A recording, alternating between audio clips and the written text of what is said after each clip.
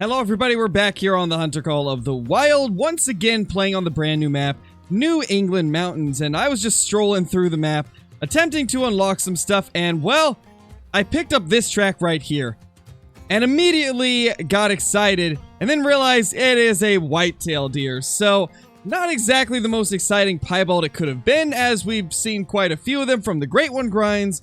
But I figured this is a great way to start the video, since today's video is actually going to be about a much more interesting rare that we ended up getting earlier today, actually. And by the time this goes out, it'll probably have been at least a day ago, but you guys get the point. It's been a few hours since I found the last rare, and now I've managed to find a track of a piebald whitetail. The question is, where did it go? And how long is it going to take me to find it? Hopefully not too long. I mean, it couldn't have gone too far.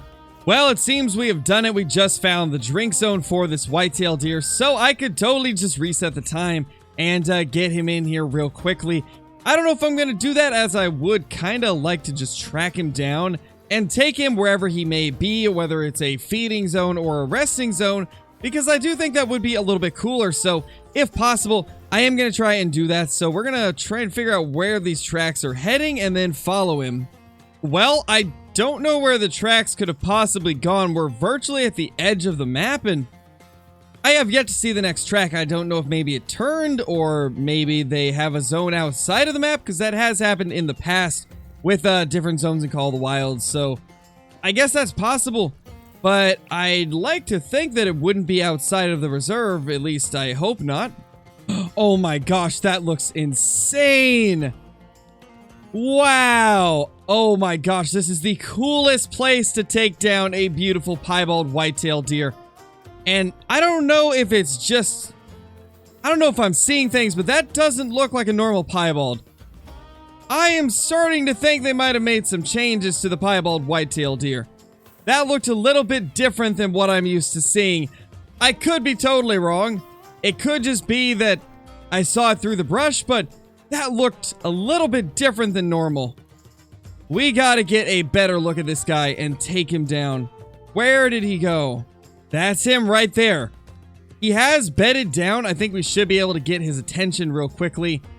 Now, unfortunately, I only have the 223, and the more that I look at him, I think that actually might be the exact same as before, but still, it kind of looked different at first glance, and for all I know, maybe it still is. We gotta get it down first, then we'll really be able to tell. We should be able to take the shot very, very soon. We just need to wait for it to turn a little bit more. I definitely feel like there is a little bit more white in the fur for the piebalds. Either that, or maybe they just made the rest of the coat a little bit darker. And there's definitely something different, though, I feel. That looked like a solid hit into that buck right there. He's definitely going to go down from it. There he is. I mean, it looks about the same, I think, but definitely something different about the fur. It's almost like it's a little bit more bright than normal, because we have been hunting whitetail deer quite heavily during the Great One grinds that we've been doing here on the channel recently, and this does seem a little bit different. I don't know what it is.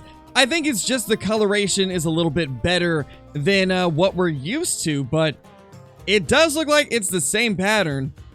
But they definitely did something to make it pop a little bit more, which is definitely nice.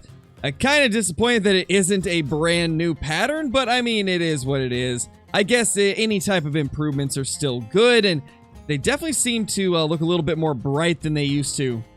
But anyway, let's go ahead and tax this guy real quickly. That way we can get a closer look at him in the lodge. And before we end this video, there is one more trophy that we did end up getting, and it was a lot better than a piebald whitetail, that's for sure. And it was the very first trophy that we ended up getting here on New England. So without further ado, let's get into the main part of this video, and that is the beautiful albino bobcat that we found earlier today.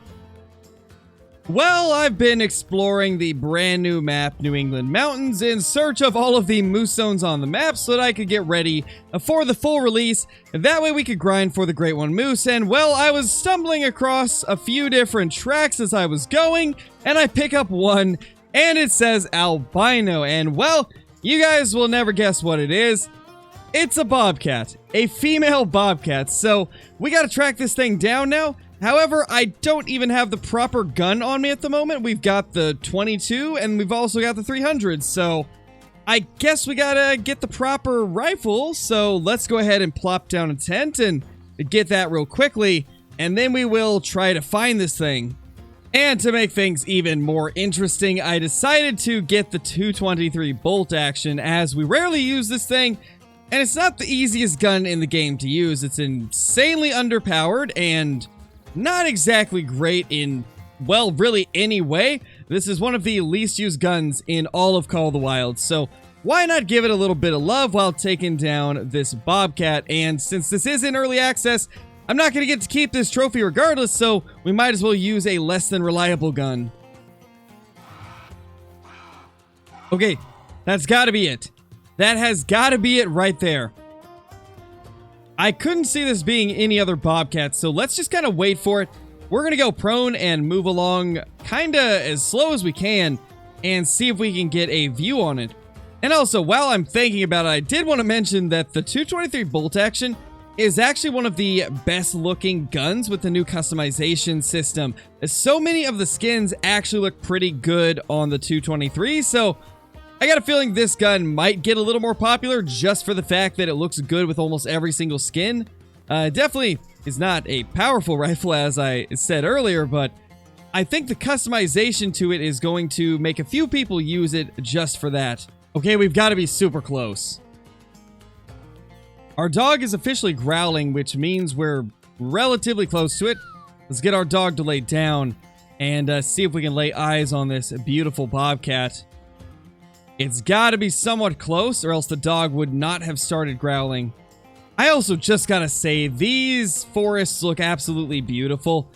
It really gives off kind of, I don't know, it gives off a very unique vibe, even though it's got a lot of similarities to other maps in the game. There's just something special about the forests of New England. Oh, there it is. There it is. That is so beautiful.